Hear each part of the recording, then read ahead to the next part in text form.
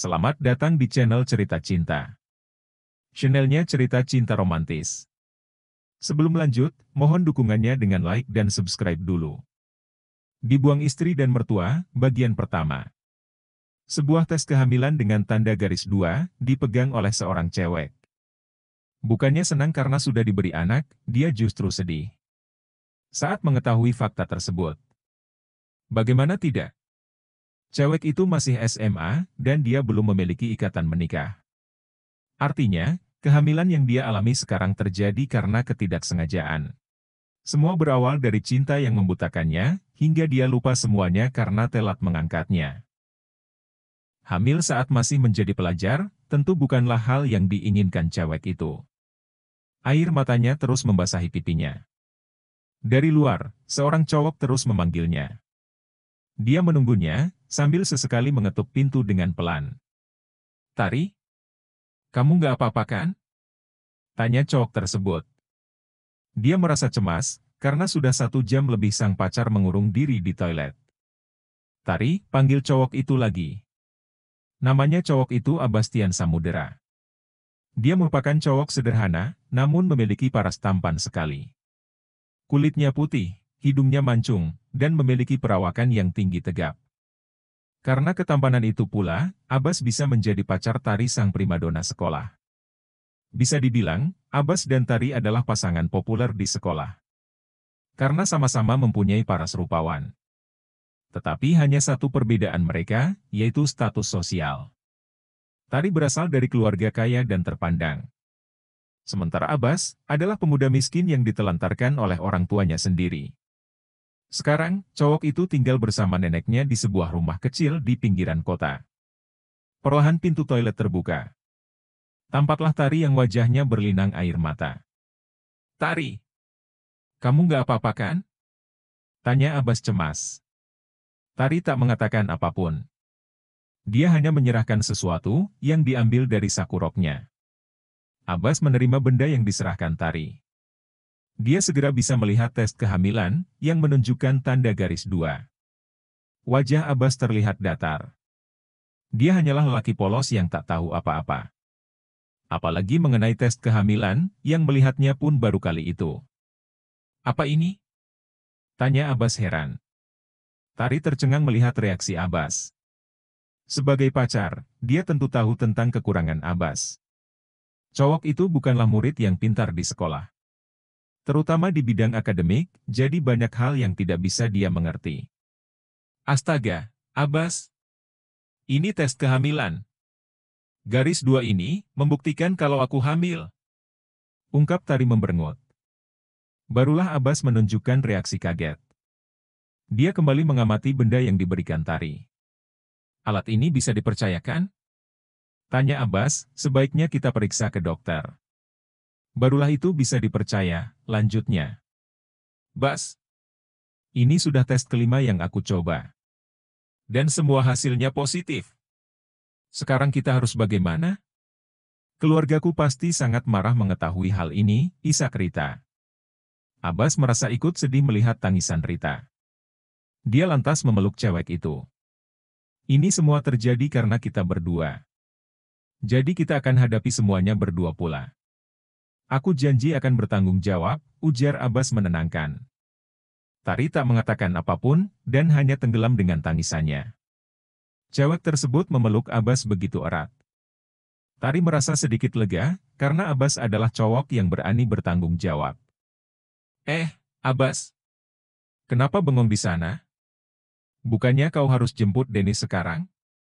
Suara seruan Tania membuyarkan lamunan Abbas tentang masa lalunya. Masa lalu yang diharapkan Abbas agar bisa terjadi lagi. "Iya, Ma.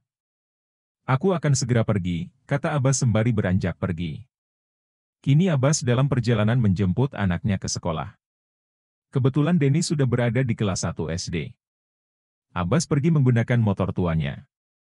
Mengingat, dia tak pernah diizinkan menaiki mobil. Padahal mertuanya memiliki banyak mobil mewah di garasi. Sungguh, selama beberapa tahun ini, Abbas merasa sedih akan hubungannya dengan Tari. Karena istrinya itu terus sibuk dengan kerjaan.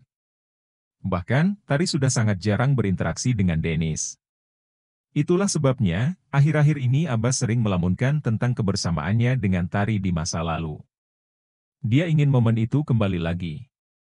Abbas menghentikan motornya di depan sebuah sekolah. Kekalutannya seketika sirna saat melihat Dennis yang tersenyum dan berlari menghampirinya. Bagi Abbas, satu-satunya yang selalu memberi dia kekuatan adalah Dennis. "Ayah!" seru Dennis yang kini sudah menghampiri Abbas. "Apa kau sudah lama menunggu?" tanyanya. "Baru aja ayah datang, yuk kita pulang."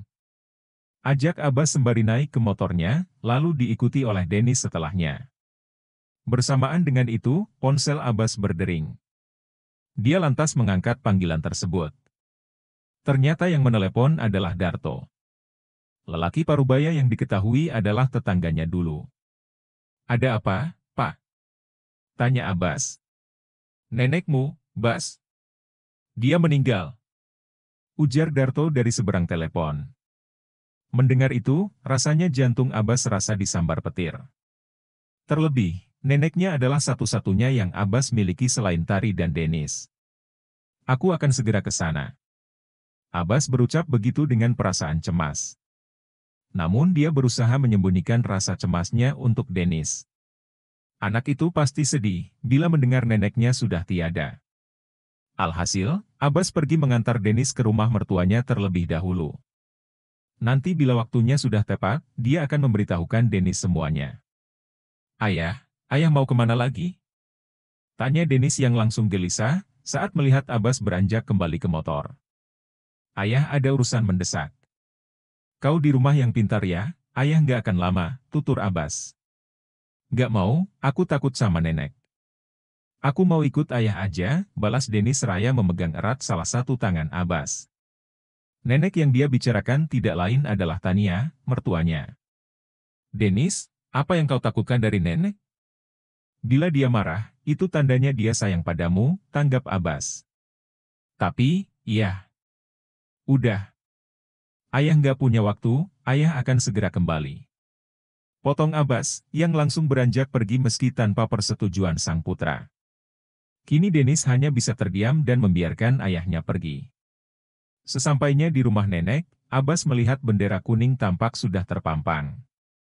Air mata yang sejak tadi dia tahan akhirnya meluruh. Abbas buru-buru masuk ke rumah dan melihat keadaan sang nenek dengan mata kepalanya sendiri. Benar saja, saat sudah masuk, sosok nenek Abbas terlihat tak berdaya dengan balutan kain jarik. Abbas langsung menghampiri sang nenek dan memeluknya. Seketika dia bisa merasakan betapa dinginnya tubuh sang nenek. Itu pertanda bahwa neneknya telah benar-benar pergi. "Nenek?" isak Abbas. Dia tentu merasa sangat sedih. Namun di sisi lain, Abbas tahu kalau suatu hari nanti dirinya juga akan mengalami hal ini. Apalagi umur neneknya sudah sangat tua. Jujur saja, Abbas sudah mempersiapkan mentalnya untuk hari ini. Jadi kesedihannya tidak terlalu berlebihan. Intinya Abbas merelakan kepergian sang nenek. Abbas tak lupa memberitahu Tari dan mertuanya bahwa neneknya sudah meninggal dunia. Akan tetapi, tidak ada jawaban sama sekali dari mereka. Bahkan saat Abbas mencoba menelepon, Abbas akan berpikir positif. Ia yakin, mertuanya pasti bisa menjaga Dennis dengan baik. Sekarang Abbas memilih fokus untuk mengurus kematian neneknya. Dia juga mengantarkan neneknya sampai ke peristirahatan terakhir. Saat itulah Darto mengajaknya bicara. "Bas, beberapa hari sebelumnya aku sempat mendengar nenekmu berpesan," ucap Darto. "Berpesan apa, Pak?" tanya Abbas. "Dia bilang, kalau sesuatu terjadi padanya, dia ingin kau memeriksa lemari. Katanya di sana ada sesuatu yang ingin dia wariskan padamu," ungkap Darto. "Benarkah, Pak?" "Terima kasih. Aku akan langsung memeriksanya setelah ini," kata Abbas. Dia berlari menuju rumahnya, yang jaraknya hanya beberapa meter dari tempat pemakaman. Abbas buka lemari neneknya. Di sana, atensinya langsung tertuju pada sebuah kotak berbahan kayu jati dengan ukiran kuno. Abbas yakin, itulah hal yang ingin diberikan sang nenek kepadanya. Tanpa pikir panjang, Abbas buka kotak itu. Abbas sudah membayangkan uang dan emas, ada di dalam kotak jati yang kini dipegangnya. Namun setelah kotak itu terbuka, bayangannya seketika sirna. Dahi Abbas berkerut, bagaimana tidak? Dia justru menemukan sebuah gulungan kertas di sana. Apa ini? Peta harta karun? Gumam Abbas. Ia langsung membuka gulungan kertas yang tampak tebal itu. Setelah terbuka, bersambung.